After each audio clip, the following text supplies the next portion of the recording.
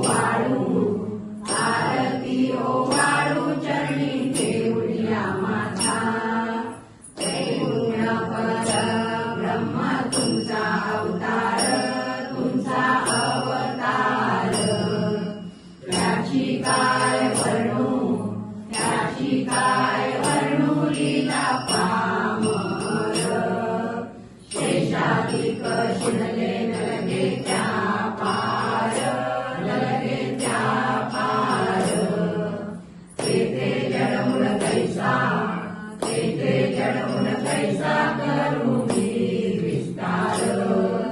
जय देव जय देव जय श्री स्वामी समर्था, जय श्री स्वामी समर्था. श्री स्वामी समर्थ.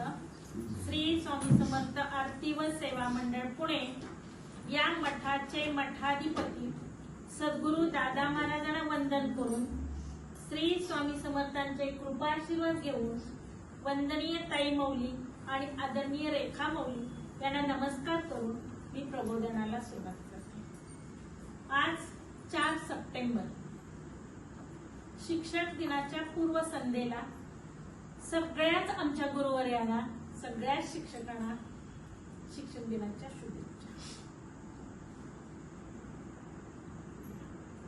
गौराई आल्या, सासरी गेल्या, गणपती बाप्पा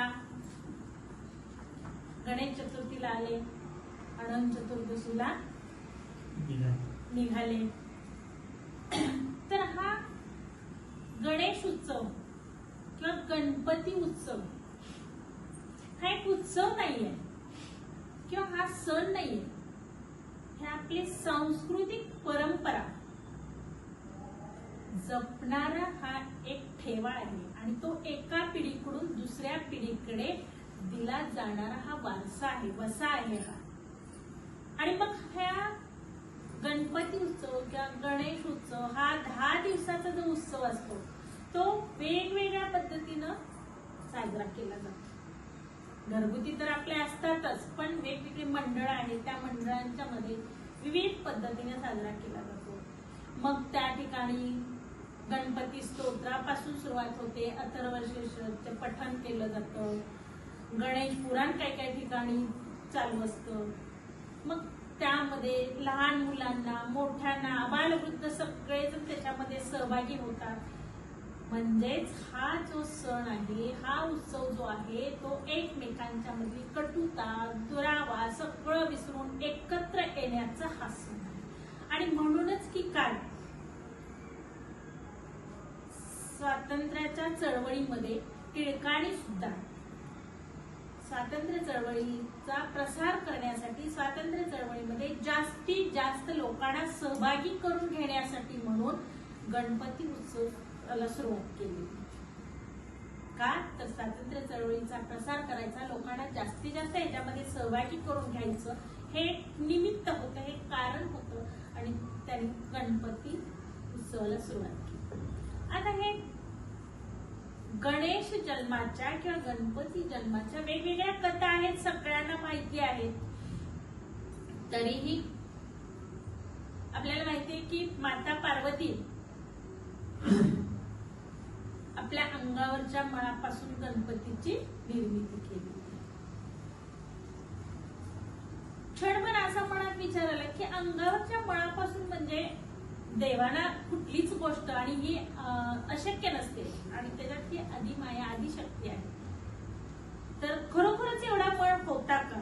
तर असं नाही. आपल्या विठू माऊलीला ज्या पद्धतीनं उटी लावली जाते, चंदन उटी लावली जाते, त्याप्रमाणे पार्वती माता सुद्धा स्नानाच्या अगोदर आपल्या अंगाला उटीचं लेपन करतात आणि त्या उटीपासून हा गणपतीची निर्मिती केली.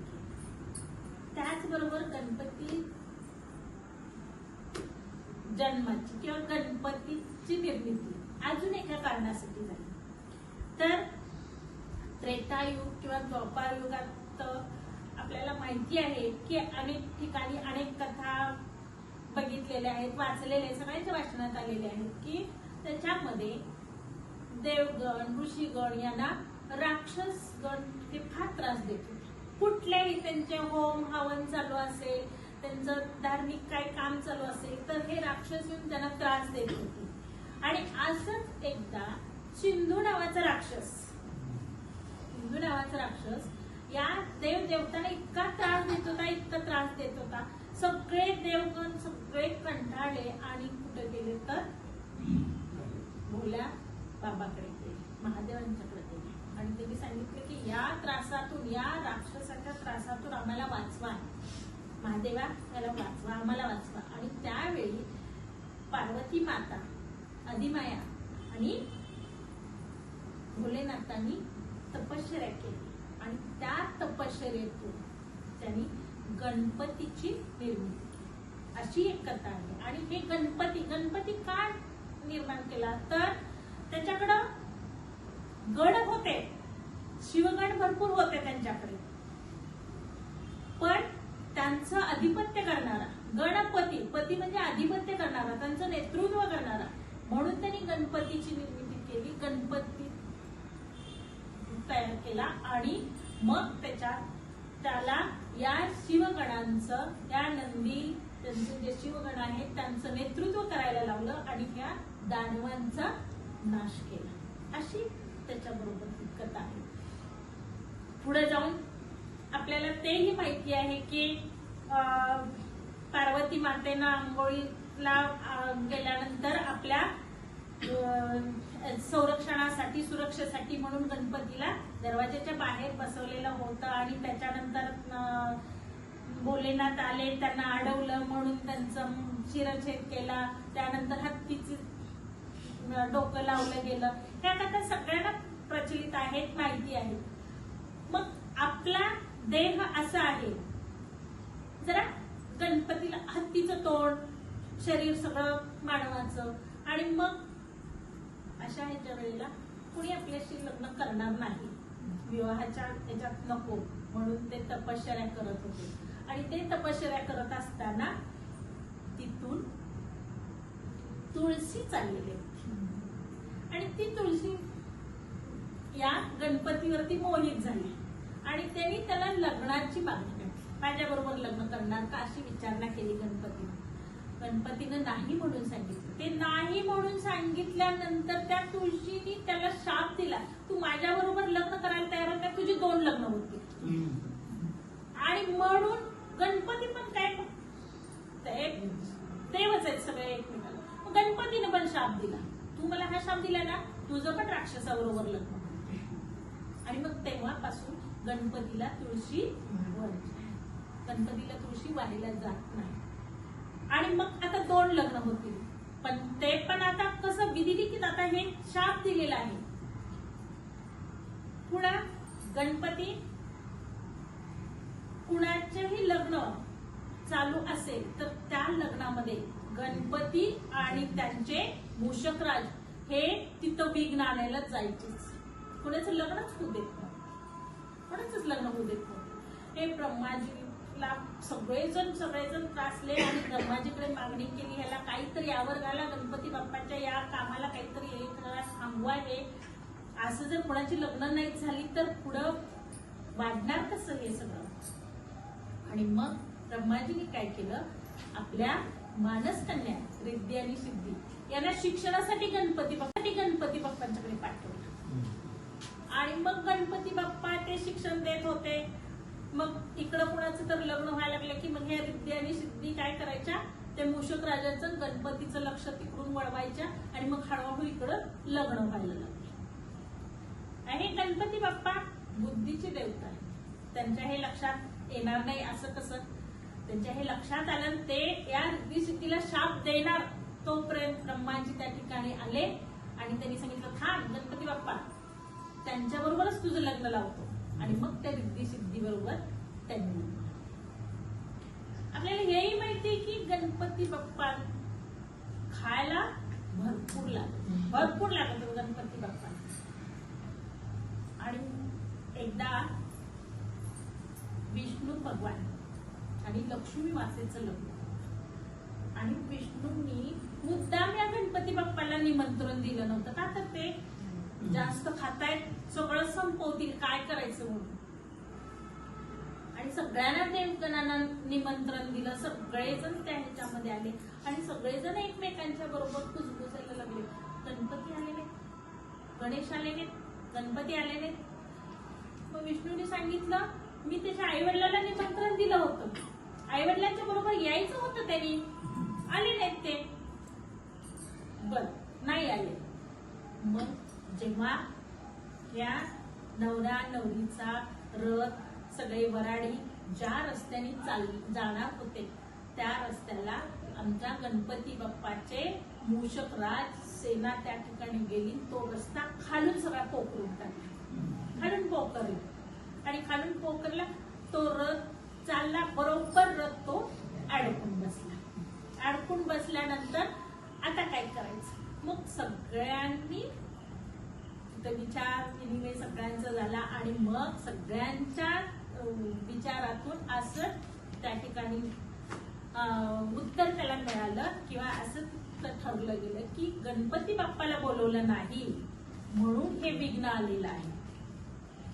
तुम्ही गणपती बाप्पाची आराधना करा, गणपतीला बोलवा, ते हे तुमचं संकट दूर करतं. एवढंच नाही, त्यावेळी माता पार्वतीला विष्णूंनी सांगितलं की आत्ताच नव्हे तर इथून पुढं या भूतलावरती कुठलंही धार्मिक काम, कोणताही घरातला साधा जरी विधी असेल तर त्या विधीमध्ये, त्या धार्मिक कामामध्ये पहिली पूजा कोणाची असेल तर गणेश बाप्पाची, गणपती बाप्पाची पहिली पूजा असेल. आणि तेव्हापासून आजपर्यंत नव्हे, त्रिकालबाधित म्हणजे ही पृथ्वी जोपर्यंत अस्तित्वात आहे तोपर्यंत प्रत्येक कार्यारंभी गणेशाचंच पूजन होईल.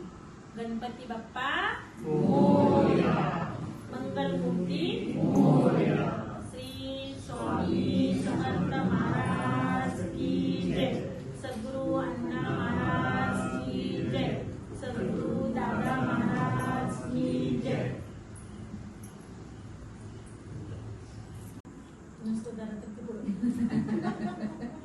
मधूनच येईल मोठा.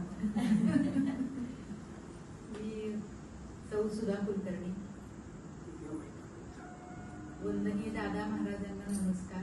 रेखा माऊली, ताई माऊली आणि नंदिनी माऊली यांना पण नमस्कार. मला बोलायची जास्त सवय नाहीये पण आज प्रयत्न करते. कारण का तर रेखा माऊली आणि नंदिनी माऊली यांनी इतके विद्यार्थी घडवलेत आतापर्यंत आणि आता जसं काही त्यांनी आम्हाला ज्येष्ठांना पण घडविण्याचा ध्यास घेतलाय असं वाटतंय मला.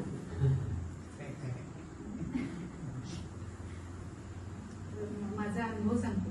गेल्या वर्षी मी पुण्याला डोळ्याचे ऑपरेशन करता गेले. 2-3 वर्ष झाली आपली शाखा चालू झाली आणि मी पुण्याला गेले. गेल्यानंतर सोमवार मंगळवारी माझं काहीतरी ऑपरेशन ठरलेलं. मी सगळे ड्रॉप्स वगैरे घालून रिक्षेत बसले, ओलामध्ये वगैरे, आणि झालं. रिक्षेत बसले, तयारीने गेले आता ऑपरेशन करून घरी यायचं. तर तिथं सांगता नाही हो तुमचे हे लेन्स झालं नाही, अचानक सांगितलं. तिथून घरी आले. म्हटलं बाप रे काय मुहूर्त. गुरुवारी नेमकं ऑपरेशन झालं. म्हटलं बहुतेक स्वामींचा वारच असावा म्हणून त्या दिवशी ऑपरेशन झालं. मग अशाच 15 दिवसात माझं चेकिंग वगैरे असायचं. 2-3 चेकिंगला जायचे. चेकिंग मध्ये भक्ती आपली त्या ओलाच्या ड्रायव्हरशी बोलायचे. त्या ड्रायव्हर लोक सर्व्हिस करत करत हे पण कामं करायची, ड्रायव्हिंगची कामं करायची. मग भक्ती बोलली काय रे बाबा कुठला आहे काय. मग एक जण म्हणाला मी जेवढूच आहे, जेजुरीच आहे. मग असं झालं. 15 दिवस झाले. ऑपरेशन झाल्यानंतर भक्ती म्हणाली आई कंटाळली आता, तिला कुठे आणलं पाहिजे. आणि मग त्या माणसाला बोलवून घेतलं. म्हटलं तर मला तर मी इतक्या वेळा पुण्याला येते जाते पण मला काही जेजुरीच्या पायऱ्या चढणं होत नाही. मला तर एक जिना चढल्यावर धाप लागते आणि आता कसं मला एवढं वरती चढणं होणार आहे. आता ह्या जन्मात तर काही मला शक्य नाही. तिने त्या माणसाला बोलवलं. तो माणूस जेजुरीचा राहणारा काय होता, त्याचा मामा तिथे गार्ड पोलीस होता मंदिरातला. त्यांनी गाडी घेऊन आला आणि चक्क आम्हाला पायथ्याशीच निघून जातो, जेजुरीच्या पायथ्याशीच. मी म्हणलं अगं काय मला अजिबात घडणार नाही ते कसं काय तू घडवून आणलंस. 15 दिवस झाले होते ऑपरेशन आणि तो दिवस होता स्वामींचा प्रगट दिन. मग मी भक्तीला म्हणते आज मला स्वामींनी इथं का आणलंय बाबा, इथं पण स्वामींचं काही वास्तव्य आहे का, मी कशी काय आले इथे. सगळं झालं. मग तिने एक मुखी दत्त बऱ्याच ठिकाणी फिरवून संध्याकाळी परत आलं. असा हा माझा चांगला अनुभव म्हणजे प्रचिती कशी आली की मला आता होणारच ना, मी इतक्या वेळा इथून जाते येते पण मला जेजुरी काही घडणार नाही बाबा इथून पुढे. तर ती मला जेजुरीचा पण चांगला अनुभव आला. बाकी तुमचा हा उपक्रम मला फार आवडला बोलण्याचा, कारण येतच नाहीये बोलायला, तर ते येईल का त्या निमित्ताने तरी येईल सगळ्यांना बोलायला. हा उपक्रम आवडला. लहानपणापासून स्वामींचंच करत आले. मग ते वाईच्या अण्णा महाराज तिकडे जायची सवय होती लहानपण, आता ते पण जाणं होईल आमच्या लहान. पण देवानी देरे आणि फाटल्यावरही म्हटल्यासारखं हे मंदिर काय, समोरच घराचं मंदिर काय, ही दोन्ही मंदिरं अगदी जवळपास ना, त्यामुळे जाणं येणं शक्य झालं. ही स्वामींची कृपा. आणि स्वामी म्हटलं तर कसं औषध आणि आपलं टॉनिक आहे. सारखं आपण काही घरातलं करताना सुद्धा मुहूर्त लागत नाही, आज कपाटावरायचं नको, उद्या होतो, परवा होतो, परत कधी वेळ, आणि एका दिवशी उगीच उत्साह येतो, पटकन आवडून पण टाकतो. अरे बापरे, एवढ्या अर्धा तासाचं काम होतं, आपण किती कंटाळा करत होतो. स्वामी अरे व्हायचा मुहूर्त हा होता का असं म्हणायची वेळ.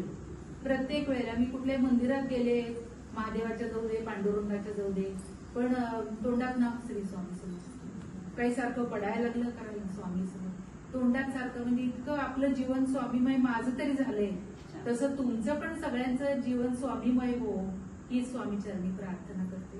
2 शब्द श्री